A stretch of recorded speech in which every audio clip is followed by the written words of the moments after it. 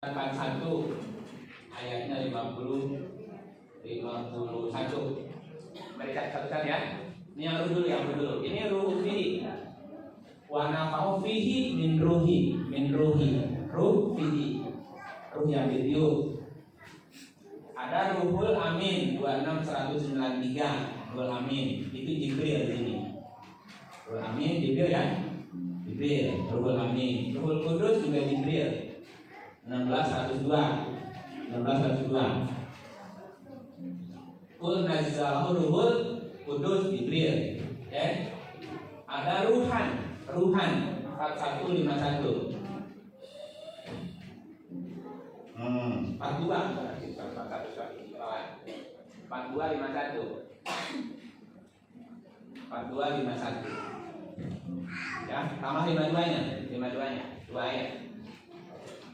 52. 52-nya coba lihat 52-nya. Wa kadzalika auhayna ilaika ruhan. Wa kadzalika dan demikianlah kami wahyukan kepadamu ruhan wahyu. Tuhan wahyu. Jadi gini. Ruhan sebagai wahyu dibawa turun oleh Ruhul Kudus atau Ruhul ke dalam hati. Ke dalam hati yang ada ruhnya. Ruh yang ditiupkan tadi. Berarti dalam diri kita ada ruhnya enggak? Di dalam diri kita ada ruhnya. Wa nafahu fihi min ruhihi. Ditiupkan ruhnya. Dalam diri kita ada ruhnya. Ruhan sebagai wahyu dibawa turun oleh Ruhul Kudus, Ruhul Amin ke dalam ruh. Jadi di sini ruh berfungsi apa? Dari wahyu. Oke, karena ruhan sebagai wahyu turun kepada ruh yang ada di dalam diri kita oleh Ruhul Kudus, Ruhul Amin Jibril. Di mana posisi ruh ini, Pak? Di mana posisi ruh ini? Tapi manusia terdiri dari 3 unsur: raga, jiwa, dan ruh. Jiwa itu nafas, bahasa Arabnya nafas. Apa artinya nafas? 50 ayatnya 16. Kita lihat 50 16 apa artinya? Nafas. Coba baca apa artinya nafas itu? Dan sesungguhnya kami telah menciptakan manusia dan mengetahui apa yang dibisikkan oleh hatinya, dan kami lebih dekat kepadanya daripada urat lehernya. Nafas apa artinya? Hati lapisan pertama. Ini lapisan pertama ini. Namanya nafas. Nafas lapisan kedua namanya sudur. Ya, surat 2949. Nafas lapisan ketiga namanya kolbu. Ya. Nafas lapisan keempat namanya fuad. Nafas, sudur, kolbu, fuad. Ini 4 perangkat hati. 4 perangkat hati. Perangkat 1 nafas, artinya jiwa. Tempatnya rasa. Aduh, hatiku sedih. Hati yang mana? Nafas. Karena rasa urusannya, Pak. Suka, senang, sedih, gembira. Itu urusan nafas. Rasa. Saya merasa senang. Itu hati yang mana? Hati nafas. Sudur, sodrun, artinya rongga, ruang, memori. Tempat menyimpan data. Handphone Bapak memorinya berapa giga? Kalau 1 giga, ya baru 1 file udah penuh. Ya, sekarang handphone berapa itunya Pak, memorinya paling sedikit? 64 ya, lumayan lah. Kalau 1 tera, Robis rohli sodri, lapangkan sudurku. Kalau sudurnya sempit, 1 ayat masih nerima, 2 ayat sesek. Udah loadingnya lama, muternya. Makanya doanya Robis rohli sodri, lapangkan dadaku supaya lapang. Karena sudur tempatnya data. data. Ya. Jadi pengalaman, penglihatan, pelajaran yang sudah kita lewati tersimpan datanya di sudut. Kadang-kadang kita udah ngumpulin banyak data, kena virus, datanya rusak, hilang. Makanya ada doa kan? Qul a'udzu birabbin nas, malikin nas, ilahin nas, min syarril waswasil khannas, alladzi yuwaswisu fis sudur. Jadi data kita bisa kacau nih, diserang sama Mr. S tadi. Nah, data udah belajar lama hilang datanya bisa. Sudur. Ada kolbu, hati juga. Kalau kolbu detektor,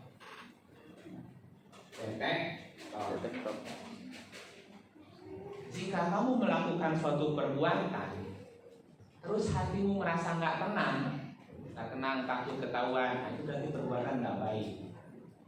Tapi kalau kamu melakukan sesuatu, hatimu tenang, tidak takut kelihatan, itu berarti perbuatan yang baik.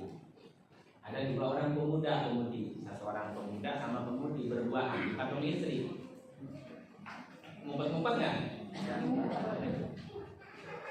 Pacaran, ngumpet kata-kata Pak Haji dikawinin. Sesuatu yang membuat hati nggak tenang, nggak nyaman, itu perbuatan nggak bagus. Karena kolbu itu detektor. Itu kolbu yang itu tadi yang kalau mendeteksi itu kolbu namanya. Makanya kolbu bisa balik yang paling baru dulu tapi kolbi alaihi wa ala ta'ati itu kalbu supaya hati tenang. Supaya hati tenang gimana? Ada lagi caranya nanti. Ala bidzikrillah tatma'innul qulub. Oke. Ada fu'ad. Nah, fu'ad hati yang paling dalam, akidah namanya. Fu'ad ya artinya kosong. Wa asbaha fuadu ummi Musa faziko. Jadilah fuadnya ibu Musa itu kosong. Kosong inilah. Kosong itu apa artinya? No. Zero kan? Sama dengan pemahaman.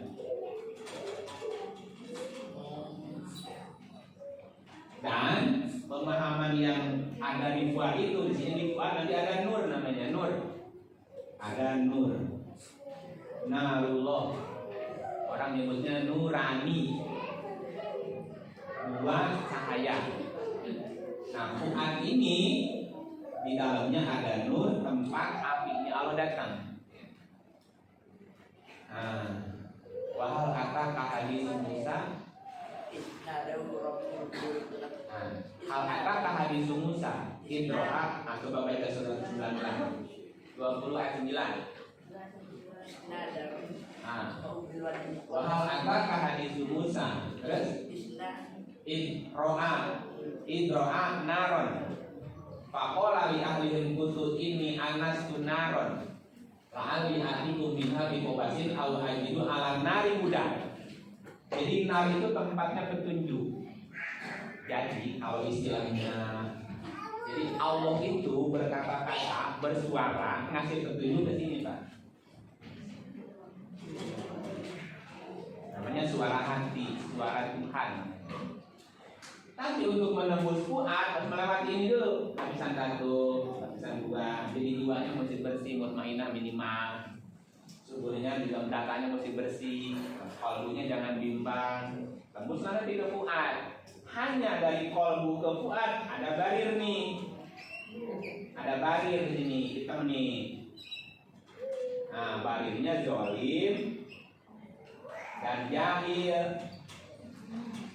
Selama ada zolim, ada jahil, nggak bisa tembus ke fuad. Hati jika sudah bersih, firasatnya tepat kehendak Allah. Yang fuad, karena Allah di sini bersuaranya, gitu. Tapi hati bila dikotori, bisikannya bukan lagi kebenaran. Nafsu yang kedua, hawa. Itu yang satu. Di mana posisinya ruh?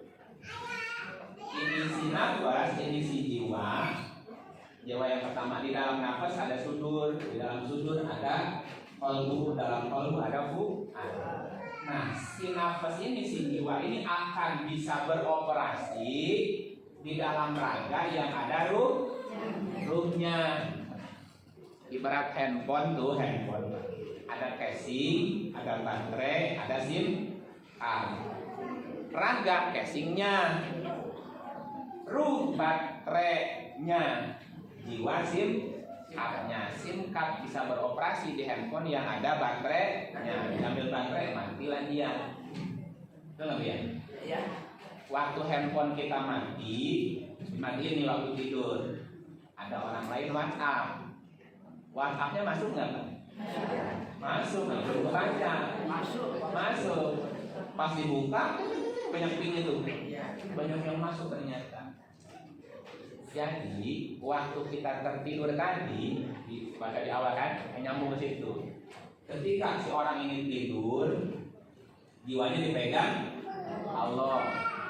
Yang mati dipegang Allah. Bisa nggak orang yang tidur ketemuan sama orang yang udah mati? Bisa. Karena sama-sama dipegang Allah. Mimpi ketemu almarhum. Ya jiwanya yang ketemu, sama-sama dipegang oleh Allah. Waktu bapak saya meninggal 2000, saya meninggal 2016. Ayah saya meninggal sakit di rumah sakit.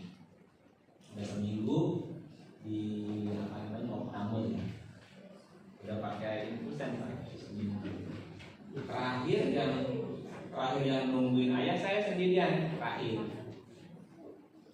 Suatu ketika di malam hari, malam terakhir saya ketemu ayah. Saya nunggu kalau ada di kursi pasien, kita kan duduk di kursi ini ya. Di kursi, nah ini kursi pasien sini. Tengah malam jam 12. Jam 12.30 saya dibangunin ayah saya dibangunin saya bangunkan sama ayah saya, posisi lagi berdiri sila nggak sakit bangun kan di depan bapak kan. Nggak sakit? Enggak, Mbak Biku enggak pakai prolog pembukaan nggak ada. Kamu udah kenal Allah belum? Tanya gitu gimana? Kamu udah kenal Allah belum? Bingung. Lalu mau tidur? Belum nyawa belum ngumpul. Langsung ditanyain, udah kenal Allah belum? Allah itu bukan makhluk. Kalau makhluk pasti bukan Allah. Segitu doang kan nanya. Udah gitu tiduran lagi, sakit lagi. 1:30 sampai pagi nggak bisa tidur. Mikirin ini jawaban pertanyaan itu. 2006. Sejak itu saya nyari ilmu tauhid. Nanti tauhid 2 tahun. Diketemukan gurunya lagi. Ya, terusin ceritanya. Mana tadi? Nah setelah dia meninggal, saya tuh pengen tahu Pak. Nanya sama Tuhan, Bapak saya sekarang di mana? Gitu kan? Sekarang ada di mana? Ngapain dia sekarang? Dikasih mimpi. Saya bermimpi, lihat ayah saya pulang ke rumah di kampung, saya lihat bapak lagi sembahyang. Di rumah kan ada musola kan? Bapak lagi sholat. Bapak udah mati. Tahu bapak udah mati. Dari mimpi itu sadar. Bapak udah mati. Tapi udah ada lagi sembahyang tuh. Satu, diperlihatkan bukan ngobrol. Berapa hari kemudian mimpi lagi. Bapak sholat, saya ikut sholat ini. Deketan. Bangun jemaah nih. Bapak udah mati. Tapi ada, waktu ada. Yang ketiga ngobrol di mimpi itu. Pakai jas, pakai sarung, pakai udengan. pulang kampung, bapak udah dandan. Ya, panggilnya Ujang. Kalau di Bandung kan Ujang ya. Ujang. Kalau di sini panggil anak apa ya? Nang. Ini. Bapak mau kemana? Dandan rapi banget wangi. Akhirnya wangi. Minta diantar ke dokter. Antar bapak ke dokter. Bajunya rapi, dandan, wangi, minta dandan ke dokter. Ya udah saya antar di perjalanan, hilang mimpinya. Pokoknya saya antar dia ke dokter aja. Nah sejak itu udah nggak mimpi lagi. Saya kan nggak ngerti, bukan penawil mimpi kan. Datanglah saya punya guru di Pandai Kelapa. Dia ya biasa bisa lihat. Guru, saya mimpi begini. Udah, berarti udah aman, dia udah kembali. Udah selesai urusannya. Selesai. Gak marah ayah. Marah ayah tuh dia sudah pulang ya. Alhamdulillah. Itu setelah saya selesai ngaji tauhid. Kan pertanyaan dia, sudah kenal Allah apa belum? 2016 saya nyari ilmu tauhid supaya saya mau kenal Allah gitu kan. Selesai mimpi. Oh berarti kamu sudah PR-nya sudah selesai. Oh gitu ya. Saya ngaji tauhid seminggu sekali 2 tahun. Baru pelan. 2 tahun bertemu seminggu sekali. Selesai 2 tahun. Baru selesai itu ngaji. Sampai gitu. Itu yang namanya diri sudah di Ya. yang disampaikan Ustaz. Diri sudah di yang meninggal. Iya. Yang sudah. Aku Iya. di 24/1 ini 24/1 lebih 24/1 wasana tukang linafsi, aku telah memilihmu untuk diriku. Ini kisahnya kisah Musa. Aku memilihmu untuk diriku. Pertanyaannya siapa aku, siapa kamu? Aku memilihmu untuk diriku. Jadi siapa kamu, siapa aku? La ilaha illallah, la mawjuda illallah. Gak ada yang mawjud kecuali Allah. Ya. Jadi siapa aku, siapa kamu? La ilaha illallah, la ma'buda illallah. Ya ada yang disembah kecuali Allah. Siapa yang disembah, siapa yang menyembah? La ilaha illallah, la matluba illallah. Apa yang kita cari dalam hidup? Apa yang kita cari? La ilaha illallah, la maqsuda illallah. Kita bakal kemana ini? Siapa kita? Siapa dia? Siapa aku? Siapa dia? Semuanya dia kok. Itu tauhid. Nanti kalau kita kaji lagi ada tauhid asma namanya. Ada tauhid asma, ada tauhid rububiyah, ada tauhid uluhiyah. Yang enggak banyak tahu tauhid kami. Aneh Pak. Tauhid tapi kami. Ya, tadi ngobrol dikit. Inna nahnu nazzalna dzikra wa inna lahu lahafidun. Sesungguhnya kami yang menurunkan Quran. Siapa kami? Dan kami pula yang menjaganya. 15 ayat 9-nya. Surat 75. La tuharrik bihi lisanaka lita'jala bi. Inna alaina Qur'ana. Kami yang akan membuatmu pandai. Kami siapa kami?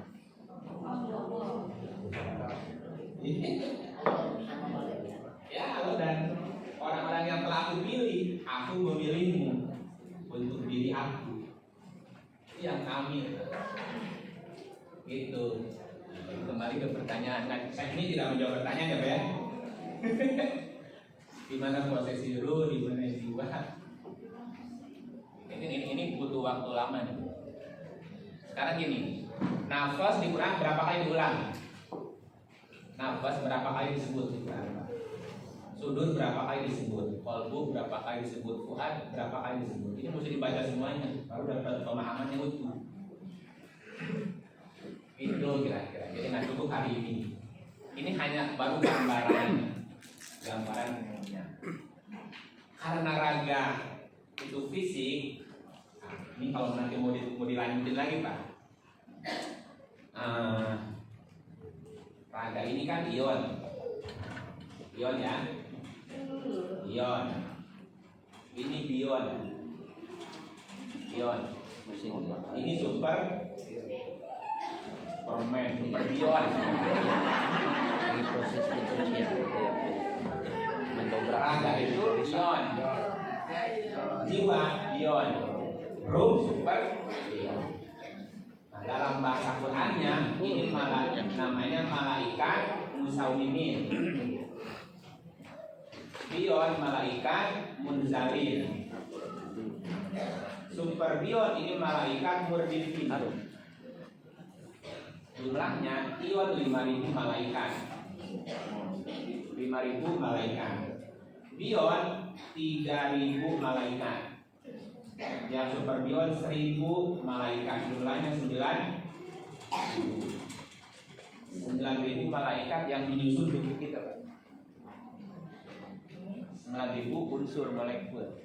Ion, bion dan super ion. Ada di surat Al-Imran 100 berapa? 24. Juga 124. Ada malaikat munzalin namanya. Berapa? 3.000 malaikat munzalin. Ya. Salasati alafin minal malaikat munzalin. Nah, ayat 125 ya. Khomsati alafin minal malaikat musawimin. Jadi ada 3.000 malaikat munzalin, 5.000 malaikat musawimin punya tanda, punya rumus, punya simbol. Ada 1.000 malaikat yang murdifin namanya muradif di surat 8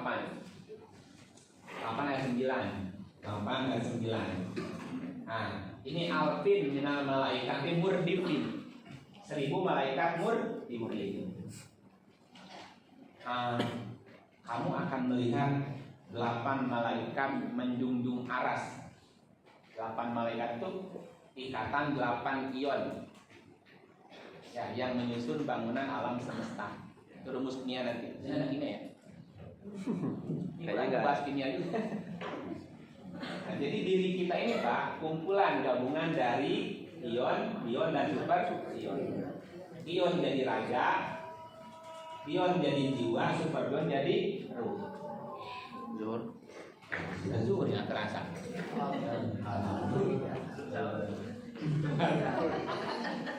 Ini berarti panjang lagi ceritanya. Saya baru yakin Quran menjelaskan segala sesuatu. Surat terakhir ya, surat 25 ayat 3. Sampai sahur. Oh, udah sahur. Ya. Yang 5.000 malaikat itu surat Surat 3, 124, 125. Yang 1.000 surat 8 ayat 9. Ya total semuanya malaikat 9.000 betul. Dulu ditanya gurunya, berapa jumlah malaikat? Hanya Allah yang tahu. Sekarang ternyata Allah ngasih tahu ada 9.000 malaikat. Dibagi 3, munzalin, musawimin, sama murdifin. Nanti ada nama masing-masing. Apa tadi yang mau dibaca? 2533 ya? Mau dibaca dulu. Tidaklah orang-orang kafir itu datang kepadamu membawa sesuatu yang ganjil. Melainkan kami datangkan kepadamu sesuatu yang benar dan yang paling baik penjelasannya. Seganjil apapun pertanyaannya, ada penjelasannya. Seganjil apapun pertanyaannya, ada penjelasannya. Otak kita kalah canggih sama Quran. Otak kita yang kalah canggih. Tanya sesuatu yang sulit dicari jawabannya. Pertanyaan apa coba ajukan? semuanya ada jawaban. Otak kita nggak sanggup. Quran lebih canggih. Karena Quran bercerita masa lalu, masa kini, masa depan. cerita dunia, cerita akhirat, cerita yang lahir, yang dulu, yang goib, dan semuanya. Ya, tinggal kita mainnya harus jauh. Qurannya harus diubah. Qurannya mesti diubah. Nah, nyebutnya dikulik. Kulik. Nah, nanti kalau ada kesempatan waktu, insya Allah nanti saya akan menyampaikan metodologi ngulik Quran.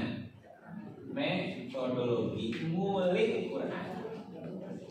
Ngulik sampai ke akar katanya Bang. Nanti ketemu, oh begini kan. Ya, nanti saya minta persetujuan dari Pak Ustaz. Izin, kalau ada izin nanti saya menyampaikan. Mungkin dalam bentuk pelatihan ya. Metodologi ngulik Quran. Cara mudah menggali makna kandungan